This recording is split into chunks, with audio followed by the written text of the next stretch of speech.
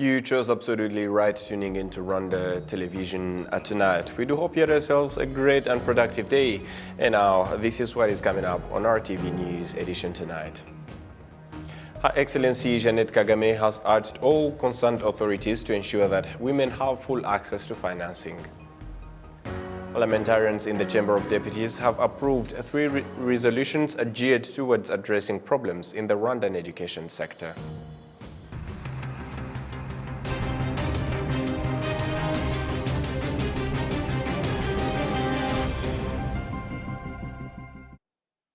My absolute great pleasure having you company tonight and coming to you straight from the heart of Africa, Kigali. My name is Sam Akalisa. And as we kick it off, Her Excellency Jeanette Kagame has urged all concerned authorities to ensure that women have full access to financing. The First Lady made the call on Wednesday during the discussions at the ongoing Women Deliver Conference here in Kigali. During the discussions, testimonies were given on how the discrimination of women takes many forms, having far-reaching repercussions not only on individual lives but societies as well, in different sectors, most especially those to do with finance and development. Let me also share quickly a story. I unfortunately grew up in a household that was characterized by gender-based violence against my mother. And obviously, after 15 years, she decided that this was enough. She could no longer take any, the trauma. And so she left. And I think if it were not for the fact that she had a job to take care of the 4 of us, and that she was also in an environment where the justice system worked correctly, maybe I wouldn't have been here today with you. Maybe I wouldn't have become the first female economy and finance minister of my own beautiful country, Guinea. When it comes to women accessing financing for developmental projects that have the potential to change not only their lives but those who depend on them, discrimination should not be a factor, but in many cases, it unfortunately is. So I'll find a credit analyst who is a woman looking at the file and saying, this woman is too ambitious, maybe we should not give her that much money. So these biases are really within the bank, and we're doing a lot of work to tell people, you need to really change your lenses, not because it's a woman, she also has the capacity to grow a business. In her address, Her Excellency Jeanette Kagame called on all concerned authorities to work to get rid of such discrimination because it benefits no one in society. Whether we invest more in technological advancement or agriculture, on advocacy or policy making, on solutions or preventions, on microfinance or macrofinance, we must prioritize the innovation that center women, address overlooked obstacles to their empowerment, demand women's involvement in the industries that drive our development, and leverage the policy changes to make this progress irreversible. Let us reclaim our spaces and our right to inclusion. Let us leave no one behind as we craft sustainable solutions. Rwanda and the Imbuto Foundation were commended for their efforts geared towards gender equality and the development of women and girls, and calls were made for such efforts to be emulated elsewhere on the continent and beyond. On Wednesday, Senate President Dr. François-Xavier Kalinda held discussions with the Vice President of the Burundian Senate, Denis Ndadaye. The Rwandan Senate President noted that discussions focused on the relations between Rwanda and Burundi.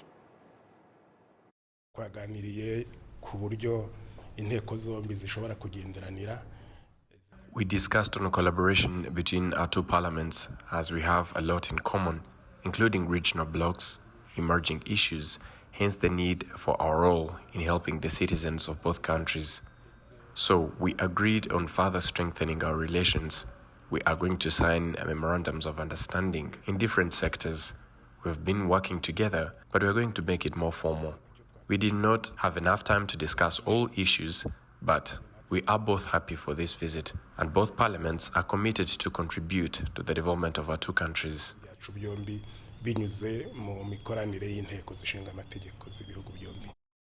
Vice President of the Senate of Burundi reiterated that the visit is, of course, aimed at further strengthening the already good relations between both countries. Moving ahead to matters of education, parliamentarians in the Chamber of Deputies have approved 3 resolutions geared towards addressing problems in the Rwandan education sector. And the resolutions include asking the Prime Minister to help resolve the issues of high water and electricity costs for schools in not more than 6 months. The parliamentarians have noted that though the problems in the education sector are being progressively addressed, limited financial resources have proved to be a major hindrance. Among the resolutions was also the decision to ask the Minister of Education to ensure that the use of chemical products that have expired in schools is halted in not more than 3 months, and that the Ministry of Education has 6 months to show the parliamentarians measures to address the problems of technical vocational schools that do not have labs, or in some cases they have labs that are not properly equipped. And moving ahead, the bodies of 10 children who drowned in the Nyabarongo River in a boating accident on Monday have been laid to rest in Muhanga district in the southern province of Rwanda. The bodies of the children were recovered on Tuesday and Wednesday with the help of the police divers. The governor of the southern province relayed her condolences to those affected by the tragedy on behalf of the government of Rwanda, and in her address touched on the issues of safety when local residents across the river to trade in Ngororero district in the western province of the country. The recovery operations and burial of the bodies of 10 children or boys who were in a primary school was funded by the government.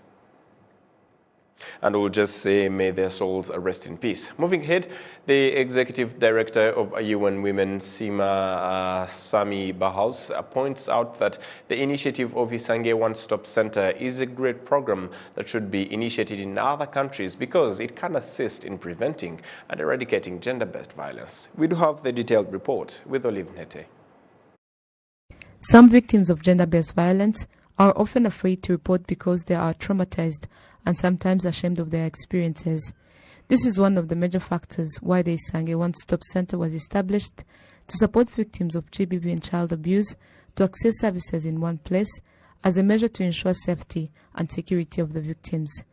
Isabel Kalihangabo, the Deputy Secretary of the Rwanda Investigation Bureau, note that no one should stay silent to such activities because when not reported on time, it can be a barrier to proper investigation, and sometimes the victim may not receive the justice they deserve.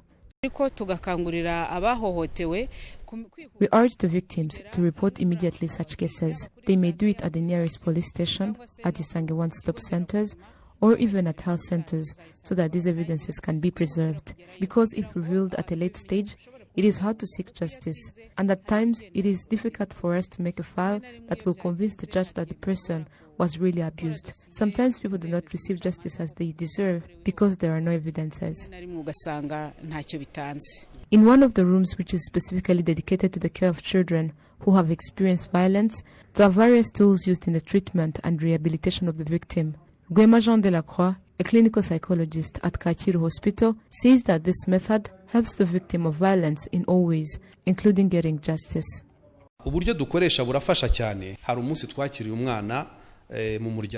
This method is helpful. Let me give you a short example of a case that we received. We received a child whose family told us that the child loved to eat chicken, but at some points, when they would serve it, the child wouldn't eat it and would be traumatized. When they brought the child to the hospital, they just thought the child had a psychological problem, but they were not aware of the fact that the child was abused. As therapists went on, the child drew a chicken without a head and a knife. When we asked the child the reason behind the drawing, we got to know that the child was abused by the maid and was also told that if he speaks up, they will do to him the same thing done to the chicken.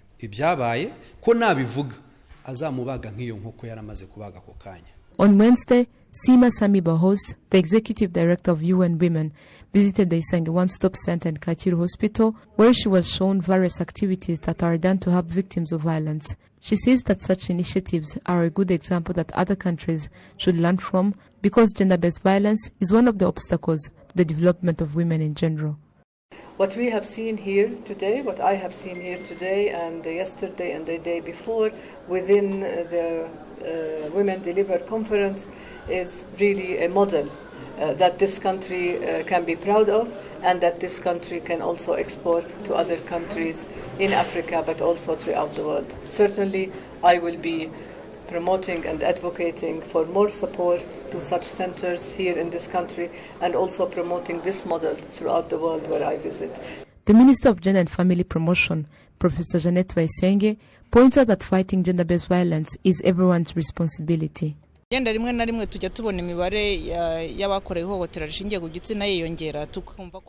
when we see an increase in the reported cases of gender-based violence, we sometimes get worried. But on the other hand, it is an indicator that the awareness campaigns done and efforts to reduce gender-based violence are working. The fact that numbers were not high before, it doesn't mean that there were no violence. But as we keep on bringing closer the services to residents, this makes them understand more the aim of reporting gender-based violence cases. And at the end, they also don't tolerate such injustices. They report it, and that marks the increase of the cases of gender-based violence. For us, we believe that these cases will diminish and that GBV will be eradicated, because people are getting to understand that it is a crime, and when they understand that, they will join us in fighting it. Currently in Rwanda, there are about 48 Isange One-Stop Centers operating in each district, university and referral hospitals. The Rwanda Investigation Bureau indicates that in a year, they may receive more than 15,000 cases related to violence. Olive Nete, RTV News. Still on related matters, some politicians on the African continent find that countries in Africa should play a primary role in promoting the principle of equality in the administrative and political spheres of these particular countries. Adam Squizera. Honorable Omolka Haron, a member of Parliament of Kenya, urged women to use their right to vote and choose leaders who really support the development of women. We are not being acknowledged. That's a challenge. We exist, we are seen, but we are the footnotes. Whenever elections are coming in, everybody rallies behind the call of, we are going to support women, we are going to support youth, but when they get into office, do they support youth? So why do we keep electing and rooting and going out for these political leaders who are not acknowledging us? So for us to give you the vote, you need to acknowledge us. Give us the political seats, then we can work together hand in hand. Participating in government activities, including the lawmaking, is among of the things that Stacey Abrams, a political leader of National Democratic Institute (NDI), has vital roles of the governments in the implementation of the principle of equality in politics and democracy of their nations. But feminist ideology is not about excluding anyone. It is about making certain that we are including everyone. And when women are leaders, women actually reach out to every community. They engage men and women, they respect difference, and they change policy that actually increases the economic capacity for everyone. And so I think that while what I've seen from the parliamentarians, the women that I've met who are from the continent of Africa, we are making progress, but more has to be done. And that means that we need more people willing to speak up and say that gender equality it has to be intentional, it has to be sustained, and it has to be supported at the very highest levels of government. Her Excellency Ellen Johnson Sirleaf, who became the first female president on the African continent when she was elected to be the president of Liberia in 2006, she noted that culture shouldn't be an obstacle to the implementation of gender equality programs and policies.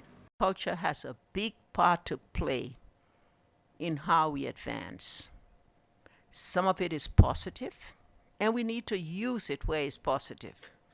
We need to make sure that we understand our own culture. Because when we go out there and you're building a constituency, and you're trying to get a crowd when you're doing your campaigning, you want to know that culture and where you can positively use that culture. You want to be able to do so because it's going to be helpful to you. There's no question about that. But there are some times when culture can be hostile. And that point was made, that if indeed you're facing hostile, and hostile culture is just, men are supposed to lead. You belong in the house as a woman. Take care of the children. Take care of the food. Yeah, we're supposed to do that too. And we do it very well. But we can also do other things.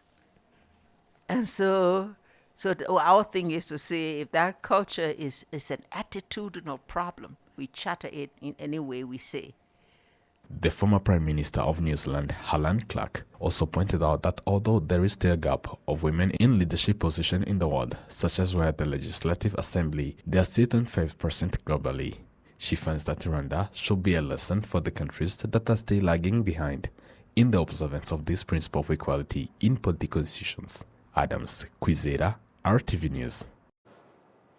Girls from various countries who participated in the ongoing Women Deliver conference say that in some countries, a girl child is still excluded from many opportunities such as education, rights to possession, financial exclusion, inadequate health care, lack of access to sexual reproductive health education, and different more opportunities. However, some of these girls have started social media engagements and campaigns to educate their peers about their rights, as well as sensitize parents and communities to respect child rights.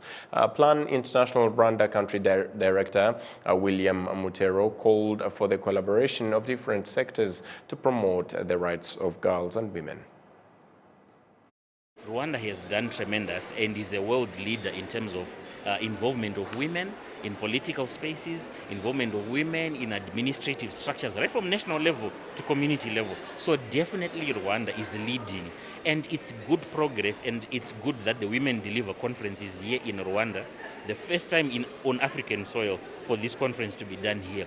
It is testament of the progress that Rwanda is making. So specific focus in Rwanda is how Rwanda is making sure that everyone in that space is working together. We have good collaboration, government, civil society, private sector, communities, the religious groups. So we need to emphasize that we need to continue to work more, have more innovative ideas.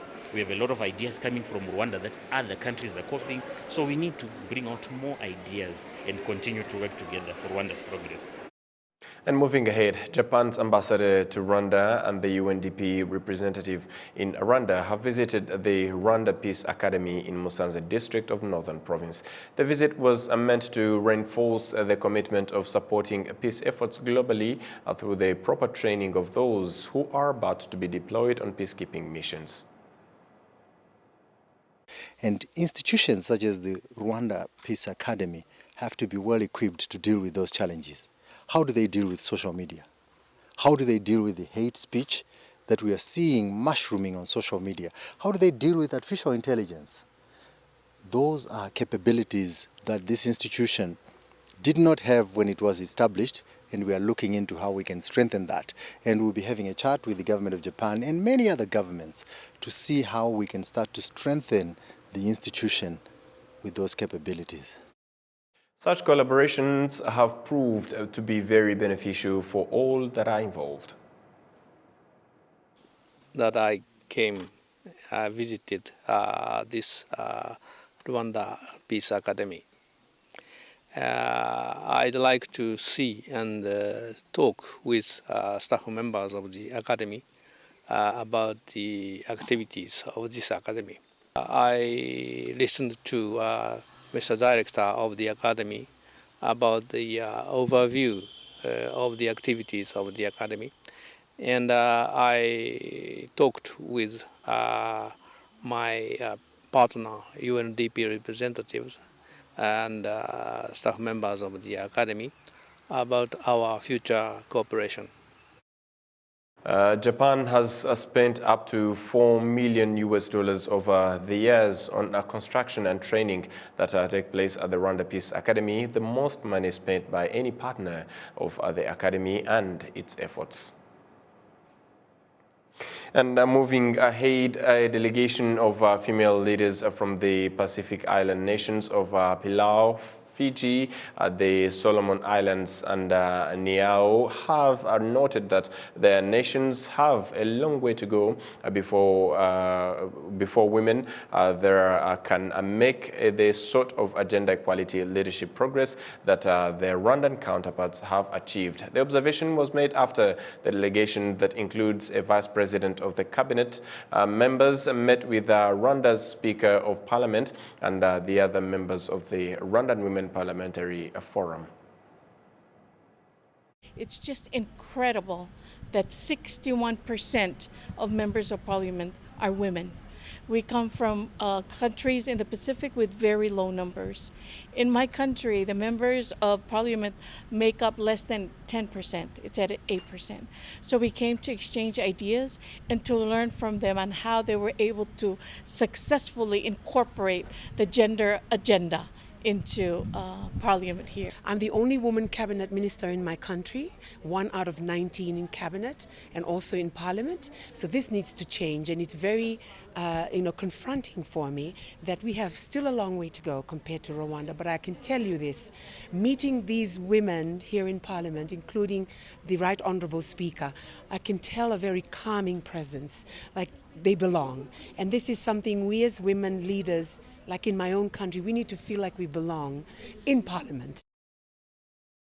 The delegation is in the country attending the 2023 Women Deliver Conference that is taking place here in Kigali, Rwanda.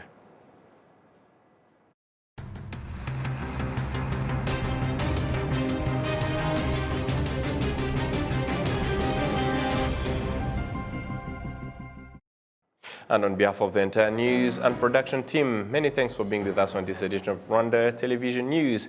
And up until next time, stay safe and enjoy the rest of your week towards the weekend. Goodbye.